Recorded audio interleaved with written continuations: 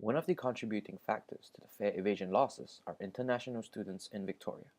The most common reason for fare evasion for these students is the price of traveling. International students have to bear a hefty cost of $11.48 for a full fare weekday Zone 1 and 2 daily ticket, almost double compared to the amount paid by local students entitled to concession fees at $5.92 for the same travel. Concerns were put across by some international students regarding the difficulties in obtaining the same services and benefits as local students, such as the eligibility for concession fees on public transport. The Australian Council for Private Education and Training published a paper revealing that more than 89% of international students do not recommend studying in Victoria because of poor public transport assistance. This stands as more reason for international students to feel unwilling about paying a high price for poor services. I'm an abroad student from Germany, so I'm not in an exchange program, and I have to pay the normal price to get to university by train or tram, so it's really expensive. I don't understand it because in Melbourne there are so many universities and a lot of international students, and I don't understand why they are make a difference between abroad and international students. So I have no idea why it is like this, but maybe it's easy money for them.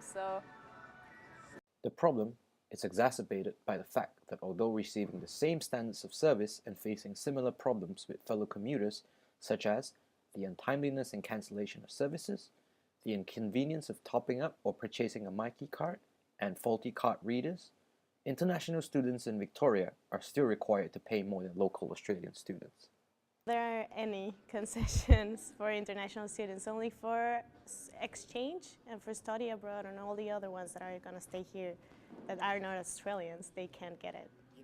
The 11 bucks, it's 140 pesos for me, so it's quite a lot of money. And sometimes if you decide to come to Australia, you're expecting them to, especially in the ways that I came here, I would expect them to at least provide me with like the student sort of thing. And it's quite hard because I don't know, it's hard. For many international students, touching on their MyKey means taking a meal off from their day. Despite having incomes of less than $10,000 to $20,000 annually, international students are still viewed as cashed-up individuals from abroad. To make ends meet, some students say they have to survive on toast, cram into apartments with 2 or 3 to a room, and exploitation by employers who only pay $8 to $10 an hour. The education industry is Australia's third biggest export, behind tin and iron mining. International students contribute a lucrative $4.5 billion each year in revenue. So far, the only state that's adamant on not providing concession services for international students is the state of Victoria. Even if it's expensive, we will pay because we need to move to go to uni, to go to home, to go to work or this type of thing. So we don't really have the choice. So I think they are like using the fact that we don't have the choice to make us pay more. I think we bring a big part of the money for the uni and for the state and for the country. So I think, yeah, it's fair to give us concession. A report launched by the ex-Ministry of Tertiary Education, Chris Bowen, has predicted a further increase of 170,000 international students in Melbourne by the year 2020.